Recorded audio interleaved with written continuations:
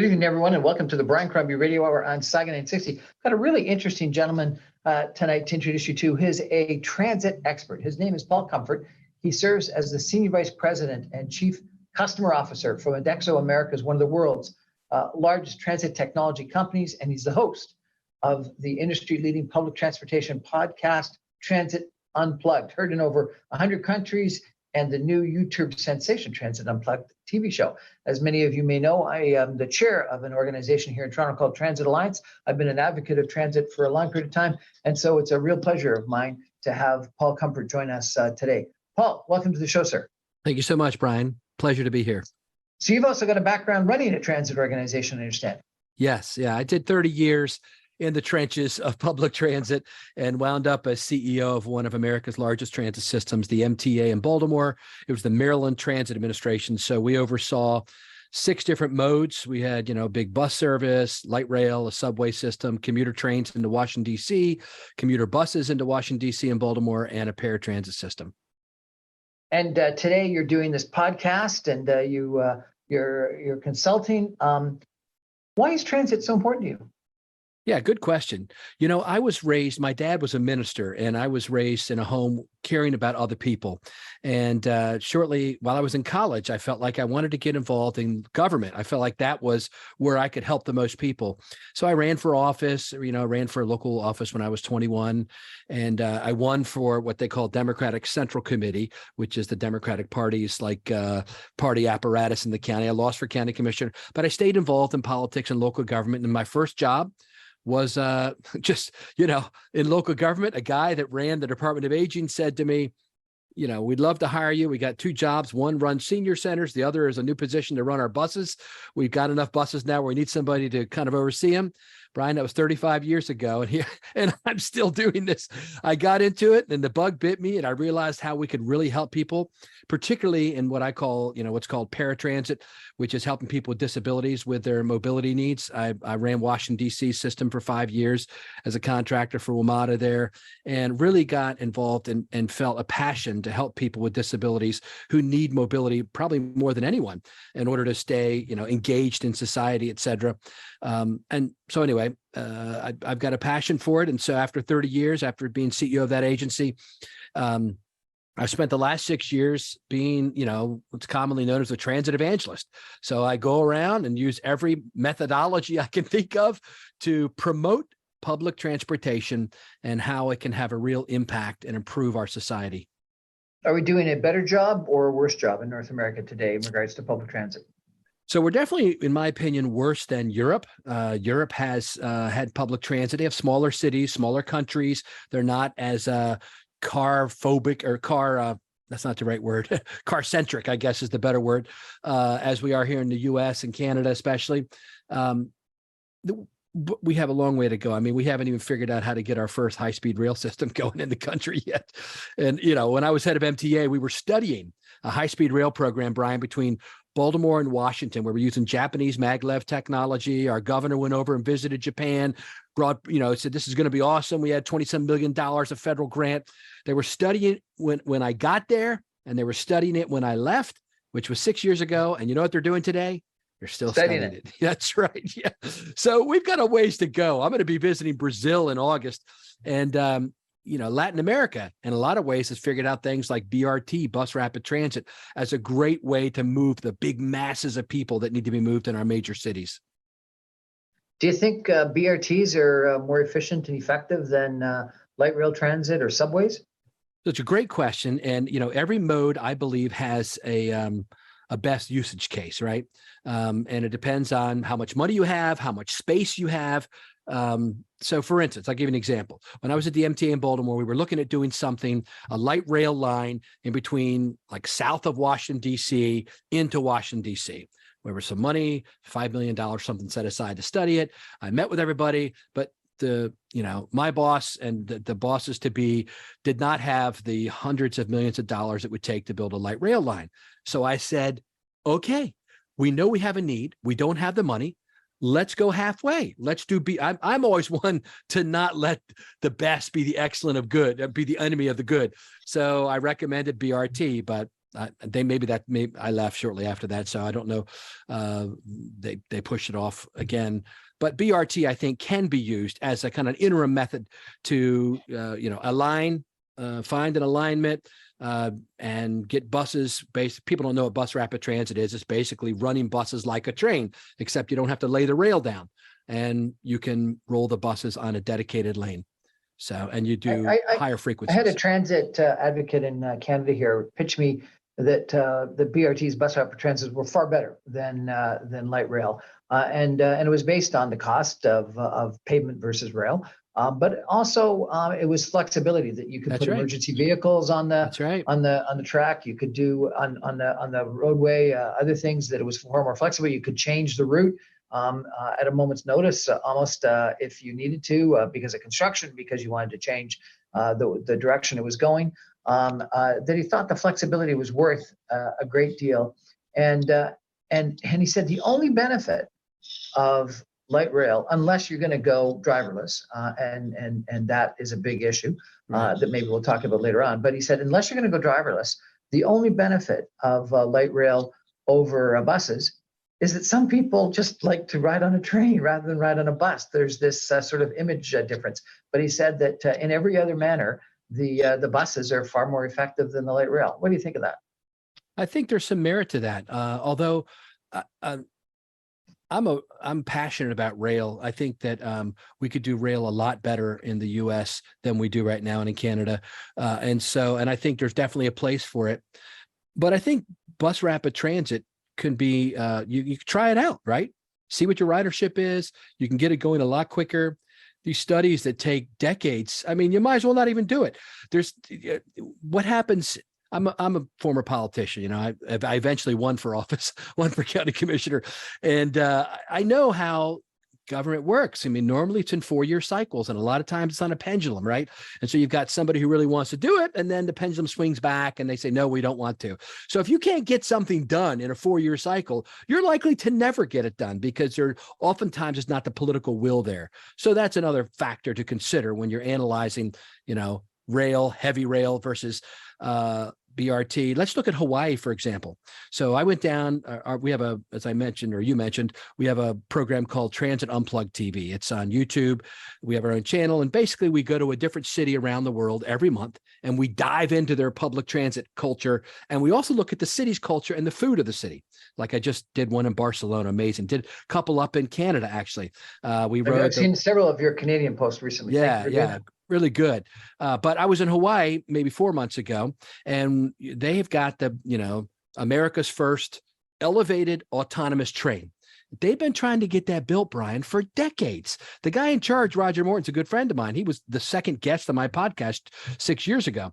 And he said, Paul, this has really been since like the 50s or 60s. It's been going around, and just this month, they're going live with it. This month that we're in right now. And so 50 years? Come on, man. Well, and, I don't know if you know, but in Toronto, we've got a light rail that, I don't know, it's like several years delayed and unbelievable numbers of millions of dollars, hundreds of millions of dollars over budget. I think the same thing in Hamilton, the same thing in Ottawa. It seems like there can't be a light rail transit system built anywhere that isn't over budget and behind schedule. Yeah, a lot of it is, people don't want to hear it, but it's the truth. I've been there. I've seen it. I mean, I was building America's largest P3 light rail line in America when I was, it's called the Purple Line. It's outside of Washington, D.C., 16.2 mile light rail line that was supposed to come in at a certain cost and a certain time. And it was being constructed by the MTA. It was $5.6 billion, I think, at the time. And now, environmental concerns, people suing to stop it going through a golf course, all kinds of other things holding it up, and it's years behind schedule and billions over budget. The main contractor dropped out. They had to find a new one. all kinds of issues that happen. As I said, when you build these big multi-generational, political generational projects, sometimes they take longer than expected. I know that Metrolinx, the agency there in Toronto, is headed up by a great guy his name is Phil Verster, and he's run ScotRail, he's run Irish Rail. He really knows this how to work. I've been to his offices, I've seen their operations, I've been out personally and toured the operations that Metrolinx was doing. And I can tell you from my perspective, you got the right leader there. It is sometimes difficult to get projects through and make it happen, but he certainly is an expert and knows how to do it. And he's not a big self-promoter. He's more that I can see. I still, monitor what's happening up there. He's actually written for one of my books. The first book I wrote, called The Future of Public Transportation, had a great chapter in that book. So yeah, it's tough. I get it. And sometimes people get taken down. Leaders get taken down because projects take too long. We've seen that happen in several states here in America where projects have taken forever.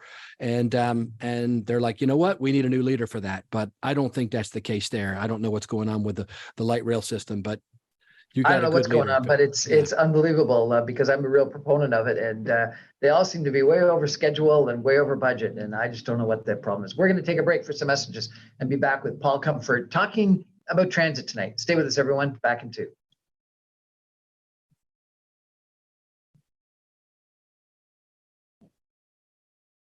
Welcome back, everyone, to the Brian Crombie Radio Hour on Saga 960. Our topic tonight is public transit. My guest is Paul Comfort, who is an expert in transit. He's run America's largest transit systems, the Maryland Transit Administration, the MTA in Baltimore. He's also served as an elected county commissioner and county administrator for 2 Maryland counties. And today he is senior vice president and chief customer officer for Medexo Americas, one of the world's largest transit technology companies. And he's host of the industry public transportation podcast, Transit Unplugged, and on YouTube, Transit Unplugged TV show.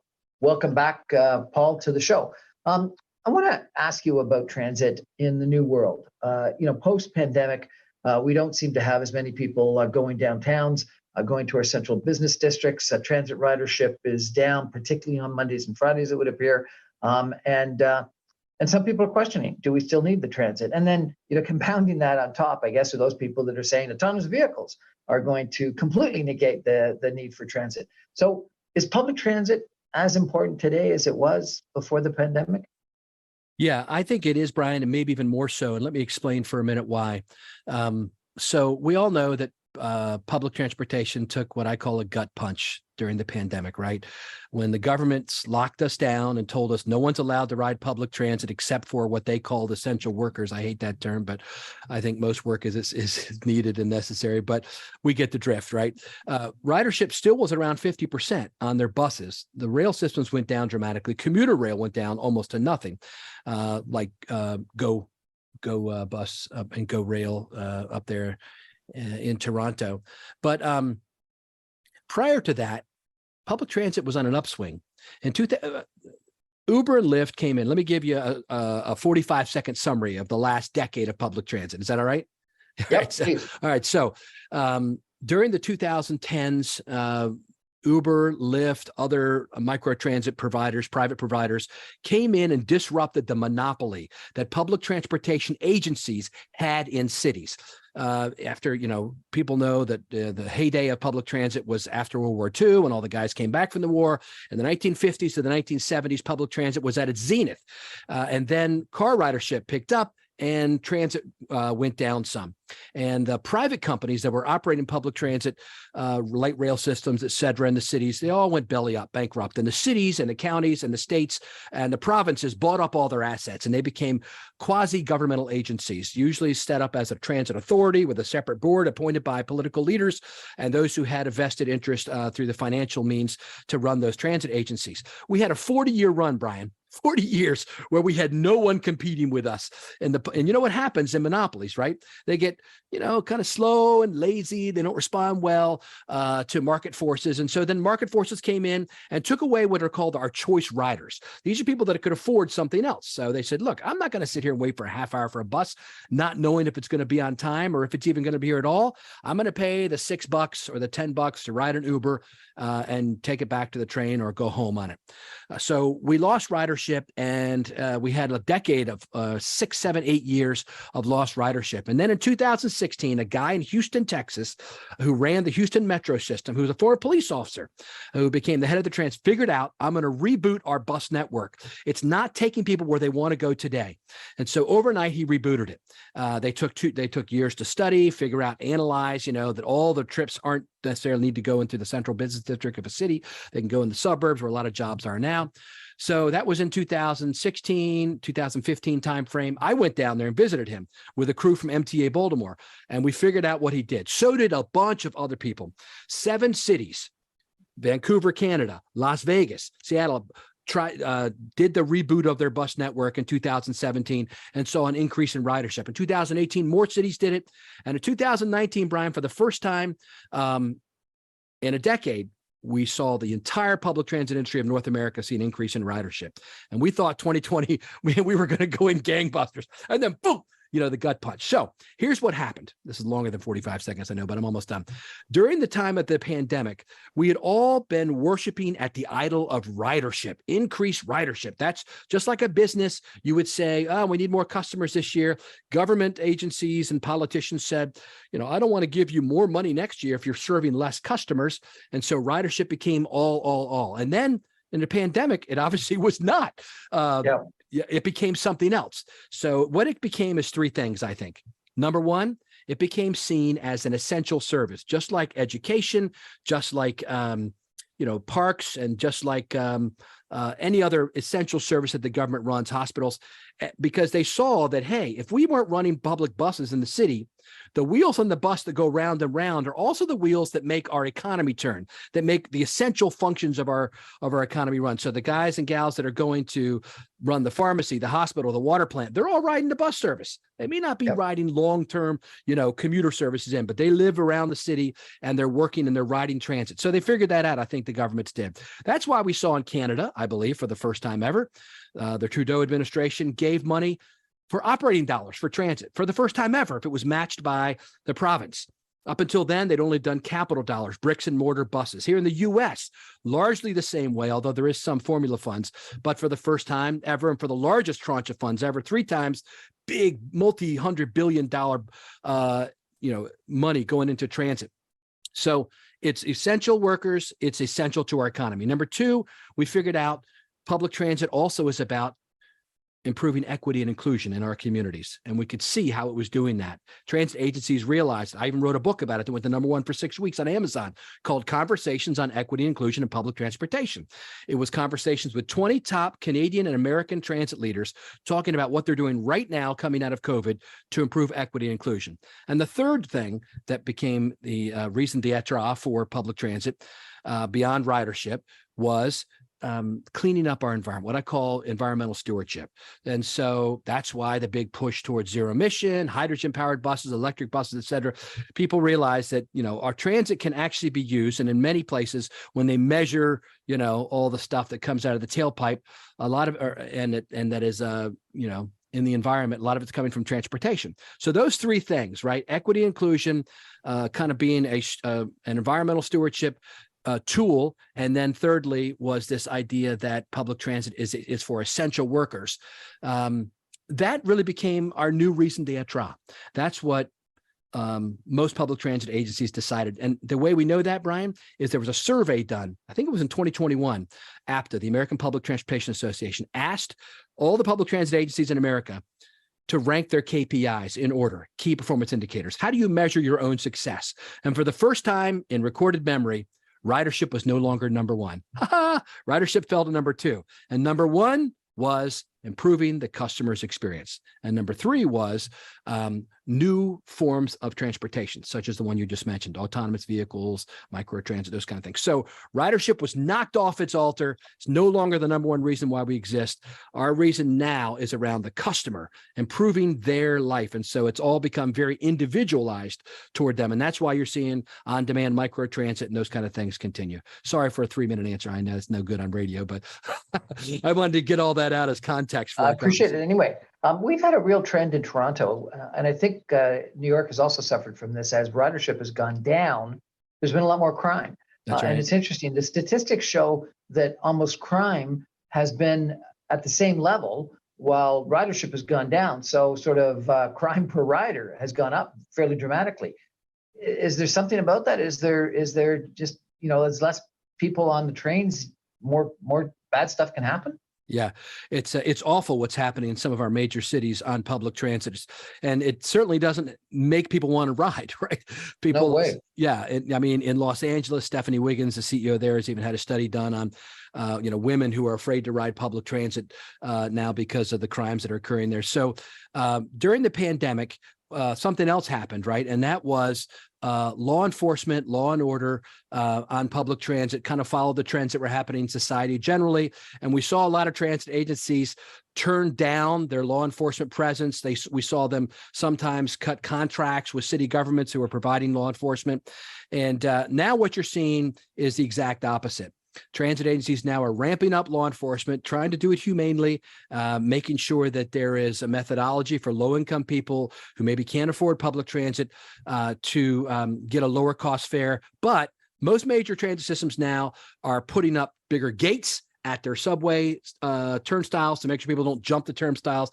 Most transit, like Washington, D.C., $42 million lost in fare recovery revenue through people evading the fare a year or two ago. Other major 42 cities, million bucks. 42 million bucks. Yeah. No one can survive that kind of. No, exactly. And New York City and San Francisco, other cities have all had similar numbers or even bigger numbers.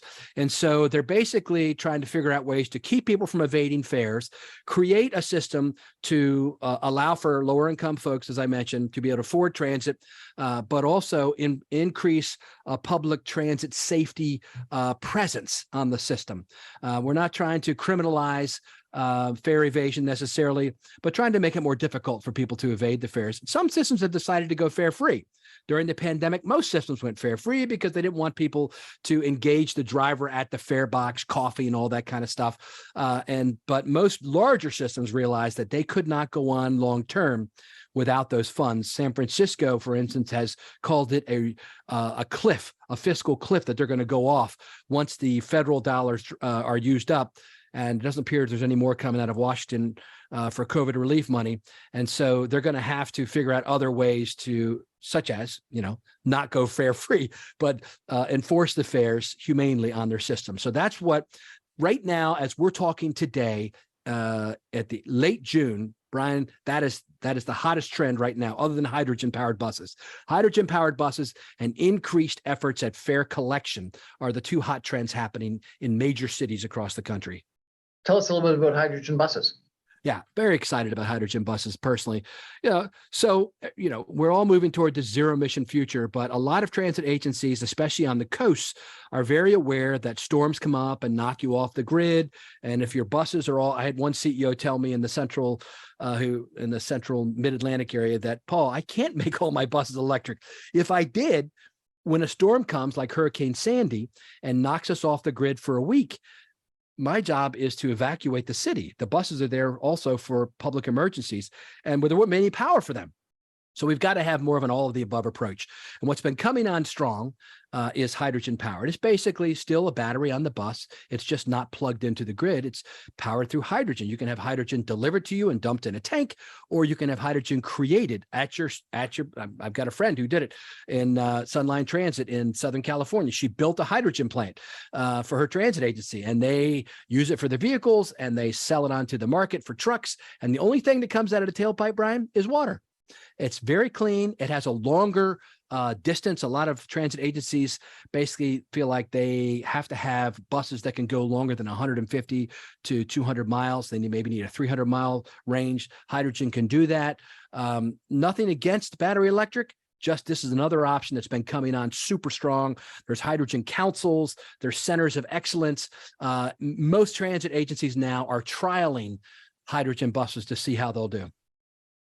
I think it makes a lot of sense. I guess the criticism I've heard is that hydrogen either needs to be kept under pressure and or super chilled. And so therefore you've got an expensive tank that you're holding and that obviously you have to return to the same depot. But buses do return to the same depot every night to get refilled. to get diesel put in. That's right. Yeah. So yeah, it is more expensive like any technology when it first gets started. And then as more people try it, the price comes down. Well, there was something like the vast majority of streetcars prior to World War II were powered on ammonia, which is very similar to hydrogen. And as you said, all that came out the tailpipe was a little bit of water vapor. So sounds like it probably made a lot of sense. And I think that was the error of Roger Rabbit. That's good. Yeah. There's a lot going on with that right now. There's also in Canada, other like interim fuels, like Erin Pinkerton, who heads up BC Transit out there in British Columbia. I just had her on a panel a couple months ago in Nashville, Tennessee, talking about how they've used kind of like it's not diesel. It's more like it's an interim fuel. And it's not quite hydrogen yet, but there's lots of options that people are looking at right now because the goal is to reduce carbon into the, if that is the goal, which it is for most people, then they're looking at ways to do that. You may not be able to get it perfect, zero, but an interim measure sometimes is better than nothing. I'm interested about your comment about the buses and the evacuation. All of our subways, on all of our light rail transit systems, all of our streetcars run electricity. I presume there's got to be good backup generation for those systems if there is a problem with the grid. That's right. Yep. You need to have backup power. And there's concerns about that. There was I won't mention the name of the agency, but a CEO of a major transit agency in Southern California told me, I was pushing all battery electric, because that's what we were being told to do. Until one day, was it last summer or the summer before, when somebody from the governor's office called me and said, "Hey, do you mind not charging your vehicles today because there's too much draw on the grid?" He's like, "You got to be kidding me."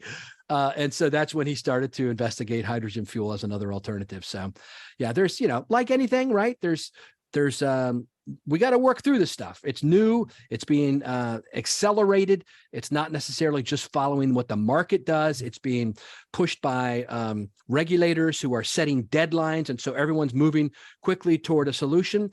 And sometimes it may not just be one solution. It may be two or three solutions. We're chatting tonight with Paul Comfort. He's a transit expert about transit. We're going to take a break for some messages. We'll be back with Paul in just 2 minutes. Stay with us, everybody.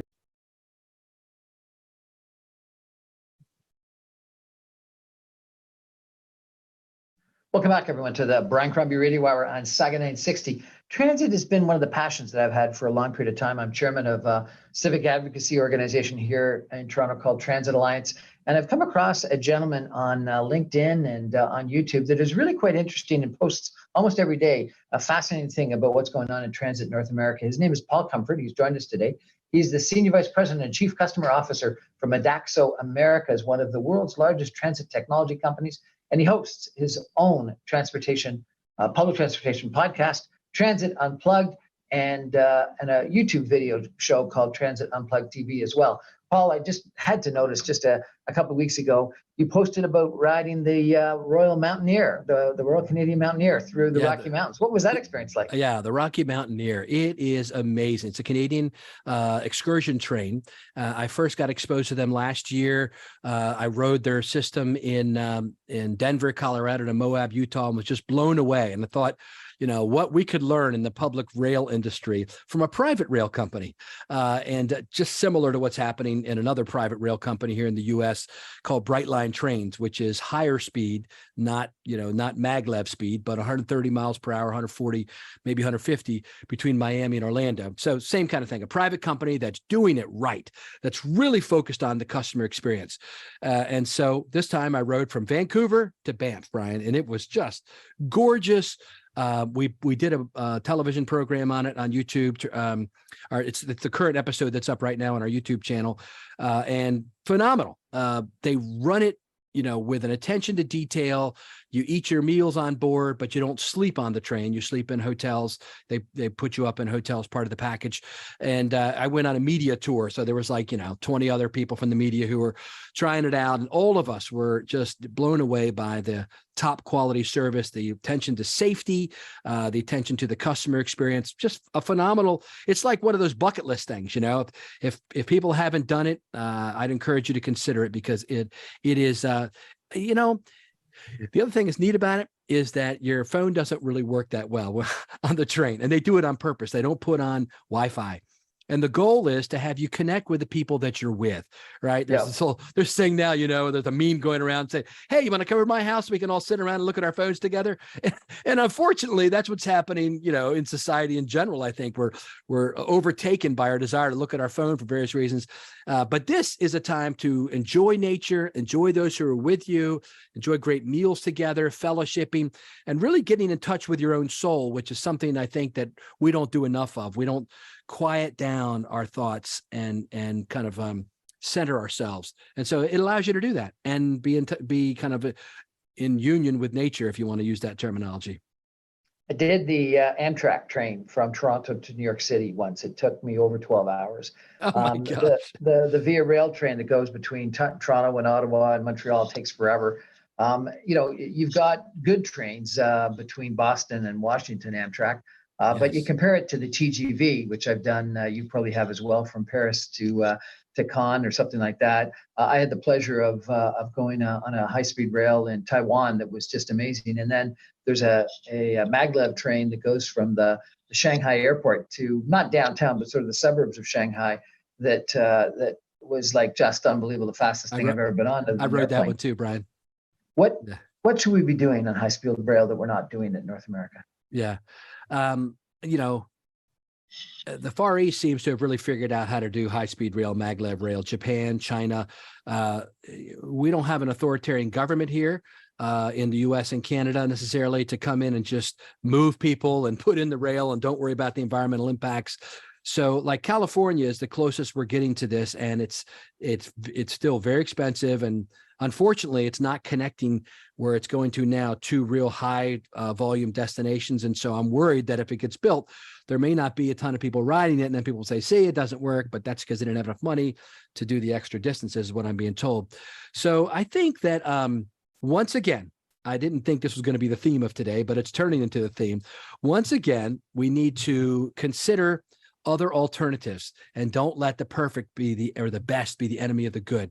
So looking at things like the private rail company Brightline, which is now also potentially going to do one from LA to Vegas. It's a great distance, right? It's just too close to ride a plane, but everybody does it, but too far to drive. That's kind of what they're looking at. I've interviewed their CEO of their system on our TV show and also on the podcast, and they're doing it right. They're making it beautiful. It's customer centric, and it's being done privately without public tax dollars going to subsidize the day-to-day operations of it. And they're making it work. So I think the lesson there is, if you build something that is focused on the end customer and you make that your goal, it can work. It doesn't mean it will, but it can.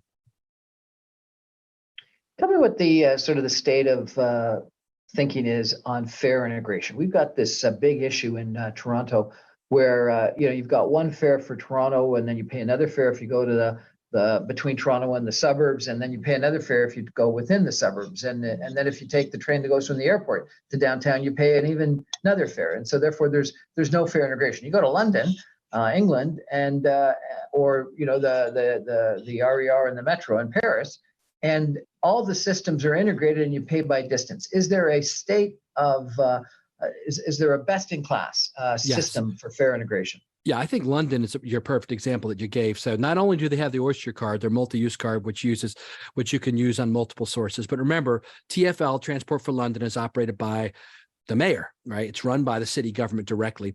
But also, I remember visiting Shashi Verma, who was their chief technology officer about 7 or 8 years ago, and they had just gone to contactless fare systems, which is using a MasterCard or a Visa instead of your cash or your multi-use card that you charge up.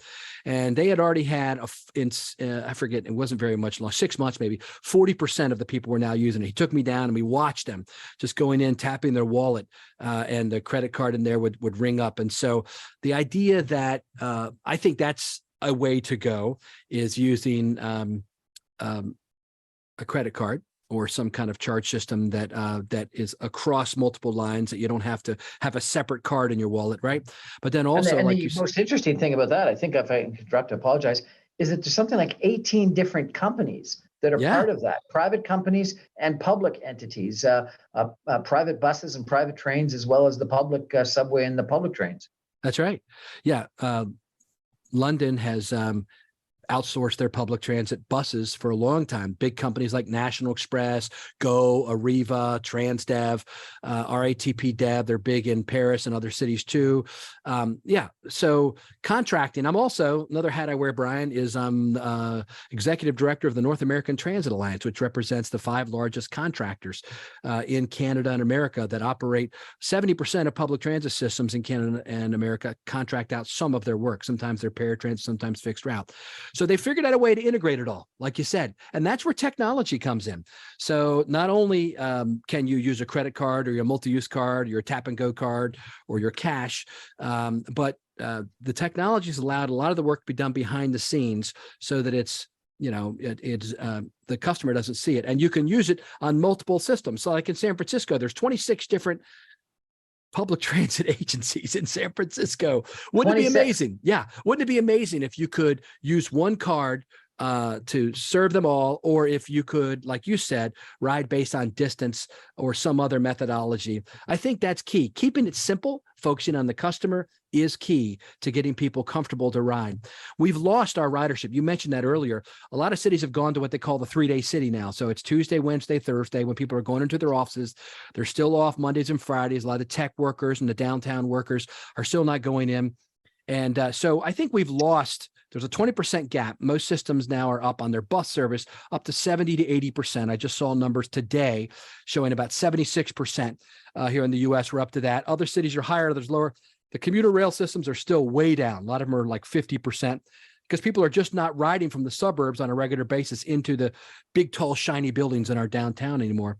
But yes, you're 100% correct. Anything we can do to integrate the routes, the different systems that are in our cities, and clearly the fare payment systems, I think is going to make it easier for the customers to use and help us attract new customers to make up for some of that 20% we've lost. I had one train expert say one of the things that you got to implement is differential pricing. That we have differential pricing in airlines and in Uber and Lyft, et cetera. Why don't we have differential pricing in transit systems? And the example they gave is it's absurd to give away $1 fares for seniors and youth during the peak, because then you got to build very expensive capacity. But to give away $1 fares after 10 o'clock might be costless. So is that a trend, you think, or is that too difficult to implement? Really good question. So we had, before the pandemic, what they call the peak of the peak. And so those were the morning and afternoon rush hours, usually 6 to 8 a.m. and usually 4 to 6 p.m.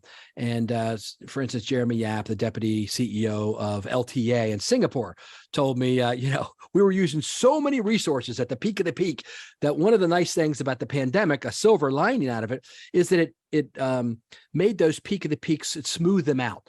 And so we don't have to put so many resources at that time of day, and we can spread them out and give people, better frequency. So a big key to getting people on buses is frequency, Brian. When you have areas where you're running 1 hour headways, meaning the bus only comes every 1 hour, it's very difficult for people to rely on that and to want to use that, because if they miss the bus for some reason, that's a 2-hour gap out of their day. It's just not going to work. So one of the things people are coming to the realization of is you really can't do less than 30-minute headways on these routes, night or morning. And the faring that you talked about, being able to try to charge more at certain times, it's been tried. Washington, D.C. tried it. WMATA tried it. It was called peak of the peak pricing. It was complicated. People didn't like it. during the pandemic, we didn't need it. It went away. I'm sure other cities tried it too. It just has not been successful so far in public transit to charge more when there's more demand and less when there's less demand. It's a brilliant idea. It's capitalism at its, at its core, right? You're charging what the market will bear, but it hasn't worked yet. Well, we're all used to surge pricing on Uber Yes, and we Lyft are. now, so Yes, we are. maybe they'll educate us. I remember $100 trip one time from an airport, but just a few miles because of surge pricing. One of the other big issues that we've had in Toronto is this sort of hub and spoke versus a more distributed network that you mentioned earlier, and it has been noticed as well, but adapting to it is kind of challenging. So I think the statistic from before the pandemic is something like 97% of all the people that used our Go Transit system, which is our regional transit system, went through one station, Union Station, downtown Toronto, either once or twice a day, and now it's getting distributed out more. How do you actually adapt to that? How do you adapt to having to go into a hub? Yeah, it is. So it's what airlines do. You mentioned airlines earlier, right? So if you ride American Airlines, most of the time you're going to go through Dallas, right? If you ride Southwest Airlines, you're going to go through one of their hubs, Midway Airport in Chicago, or they run them in there. So it is that distributed network does work for financial purposes and for kind of efficiency, but it does mean you have to transfer. And a lot of people don't like to transfer. No. If we require transfers, there really has to be great signage, great wayfinding is what it's called, to explain to people exactly where to go. Man, I was over in London a little bit ago, and it was, their wayfinding was so good. You got to the trains, and there's so much going on in their train stations, right? There's multiple providers running, but they had like arrows, colored arrows that you just walked along, like follow the yellow brick road, follow that green line, the guy told me, and it'll take you right to the train you want to go. It's like, oh, that's beautiful, man. Why can't we figure that? And they had actual people out there. This is something that we've lost the art of here in America, at least, is this customer service touch, having kind of ambassadors out there, making sure that people, have someone they can talk to with a yellow jacket or something they can see. We haven't had that for a long time, and it's coming back now. And I think that's another way to help people feel more comfortable, especially when they have to transfer, that there's somebody there that they can talk to, not in a booth, where there's a line of 10 people out, where it's like you're talking through a little microphone piece, but people walking out and saying, how can I help you? I think that's key. One of the other trends, I think, please correct me if I'm wrong, is using old railway lines, whether they be passenger or freight lines, to create new rapid transit systems. London's done it with, I think it's called the Overground. We've taken a look at it in Toronto. Chicago, I think, was a big proponent of it. Is that something you've seen more of, is people using old railway lines? Yeah, I think any way we can look at increasing rail capacity, we should look at. One thing that a lot of people don't understand is that a lot of the rail lines in America and Canada are owned by just a few freight companies, right? Norfolk Southern, here in the Mid-Atlantic, there's a company we had to negotiate with. And so people say, well, why can't you just, if you're running GO Train into Toronto, or you're running what I used to run called MARC, the Maryland Area Regional Commuter Service, into Washington, D.C., why can't you just add another train? Well, because we have to negotiate with CSX, who owns the lines. We don't actually own the lines. We rent the lines from them, and they have freight having priority.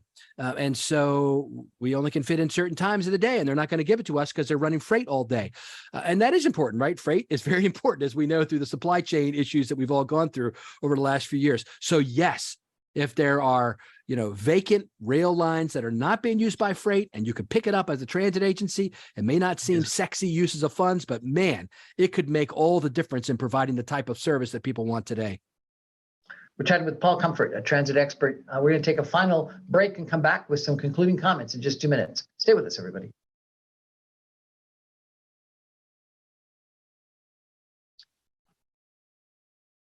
Welcome back, everyone, to the Brian Crombie Radio Hour on Saga 960. I'm having a lot of fun chatting about transit and trains and cities and urban life with Paul Comfort. He is the Senior Vice President, Chief Customer Officer from Edexo Americas. He runs a transit podcast called Transit Unplugged, and a YouTube a TV show called Transit Unplugged TV.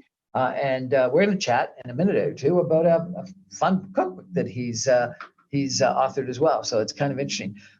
Paul, I got to ask you about how you actually run these transit systems best. What's the right governance, if you could? I saw this interesting study, I think it was of Denver, where Denver was split into a bunch of different municipalities. They couldn't get their act together collectively, and they didn't build transit for something like a decade. And then there was a new system that brought all the different municipalities together, and they got their act together. They had a referendum, and they voted in favor of transit. People have said that LA County did the same thing. Is there a right way to think about governing regional transit systems that need some sort of regional governance, or a bad way that doesn't tend to work? There's a guy who's the former head of the Federal Transit Administration here in the US, and he has a great quote, Brian. He says, if you've seen one transit system, you've seen one transit system. And the thought there is that, the apple doesn't fall far from where it dropped off the tree. And so it's so weird, isn't it? That it seems like every city in North America has a different model. So you've got, like on the East Coast of the United States, you have what's called legacy systems, right? The old systems, New York City, Boston, that have these underground systems that date back, 100 years or whatever. And a lot of them are run by the government. So Massachusetts Bay Transit Authority, MBTA, that runs Boston, is a state agency. In New York City, the MTA, although the mayor has some power, really it's largely a state agency. The Governor Hochul runs it. In Maryland, where I was at, Maryland Transit Administration, run by the state government. New Jersey Transit, all the way up, right? Then you've got others that are run by city governments, where the city directly controls them. Others are set up as authorities. The Washington Metropolitan Transit Authority, the Southeast Pennsylvania Transportation Authority in Philadelphia. They're quasi-governmental agencies funded by, let's say, 3 or 4 government groups. And let's use WMATA for an example. So you got Virginia, Maryland, Washington, D.C., and the federal government, all contributing funds. They each get 2 members of the board of directors. They appoint a CEO who works for them. I'm really big into all that because I did that and so I have my own favorite models per se, but they only work in certain situations, right? Then I started out, a county government ran the transit system in my very first operation. Others contract everything out, some contract some out. So there's no good standard. I don't think there's any very best practice for every city. It all depends. And it normally is based on the old Nixon era comment, follow the money. I had this one guy say, Brian, what are you doing all this? Autonomous vehicles are going to make it all irrelevant. Yeah, that's not true. Autonomous vehicles have promised way more than they've delivered, Brian. We see it, in cars as well as in buses. So there's a guy down in Jacksonville, Florida, who's a great leader of our industry. His name is Nat Ford. He runs the Jacksonville Transit Authority, former president of APTA, or chairman of APTA, the American Public Transportation Association. He's running a autonomous vehicle test and learn facility at La Villa, they call it. And they take these mid-sized buses, 10, 11, 12 passengers that are autonomous, and put them through the paces, rain, heat, all this stuff. And then they send back information to the OEMs, the original equipment manufacturers. And they are being used in very limited cases right now. So I got to visit the very first autonomous bus in public transportation, regular route. It's in Neuhausen, Switzerland. My company, Trapeze, was involved in it. And the bus was nicknamed Trapezio. CNN went there and said, the first one. And it worked. I wrote it. I did a show on it. This was probably 5 years ago. And now we've seen a lot of cities start allowing the cars to do it and the buses to do it. But it's still nascent technology, which hasn't really passed the threshold of public acceptance. People are concerned, Minority Report style-wise or Westworld style-wise, somebody's going to hack in the vehicle, shut it down, send them off a cliff. Other people are concerned about that. It hasn't really happened yet. People also just don't like, the Jetson style, the 2 seats turned around facing each other and the thing driving itself. It's kind of weird. But I was just last year, I was in Dubai, and the head of their transit system said, Paul, Chevy Cruise is going to be here this year, 2023, and they're going to map out our entire city. And then by the end of the year, early 2024, we will have a fleet of autonomous taxi cabs with no one in it. We know it's coming. It already is happening in San Francisco and places like Phoenix, where Lyft and other providers, Google Waymo is doing it. They're running them with nobody in them, not the safety concierge person anymore. But it's not going to take over transit. Little cars, matter of fact, there's a lot of concern that these little autonomous cars are going to end up clogging up our streets even more as they run 24/7, half the time empty through our cities, So we've just like, these electric bikes and scooters were dumped on our streets about 4 or 5 years ago, and it was chaos until government came in and kind of regulated it and ordered it. I think that's where we're at now with autonomous vehicles. Governments are figuring out, okay, we don't need a bunch of empty vehicles running around in our streets. And we certainly, unions aren't happy about autonomous buses potentially taking their jobs. So it's going to be quite a while before they're in massive usage. We only got a minute left, but why the heck would a transit guy write a cookbook? Yeah, well, I was inspired by Anthony Bourdain, right? So I wanted to show, what I really wanted to show is that public transit CEOs normally only get in the news, right, if there's something bad happening, right? It's a derailment or a strike, whatever. And so I wanted them to show their personal side. That's what our podcast is about. Our TV show shows the positive side of it. And what I'm doing now in every city I go into is focusing on the food and the culture and showing how public mobility ties into all that. So my book is called Comfort Food, play on my name. Somebody gave me that idea. And it's a public transportation celebrity cookbook. It's on Amazon, and it's amazing global recipes, original recipes with the stories behind them and pictures of these CEOs in their own kitchen, like Melinda Metzger, the head of Pace, the largest bus system in America in Chicago, making beef empanadas and how she brings it in for her drivers and, things like that. And so it's a fun side of things, which shows a side of these public transit executives that maybe they don't get a chance to show too often. Paul Comfort, from Transit Unplugged, both podcast as well as on YouTube. Thank you so much for joining us. Really appreciate your expertise. And this was an entertaining, interesting evening. Appreciate it. Thanks, Brian. That's our show for tonight, everybody. Thank you for joining us. And I remind you, I'm on every Monday through Friday at 6 o'clock on 960 AM. Good night, everybody.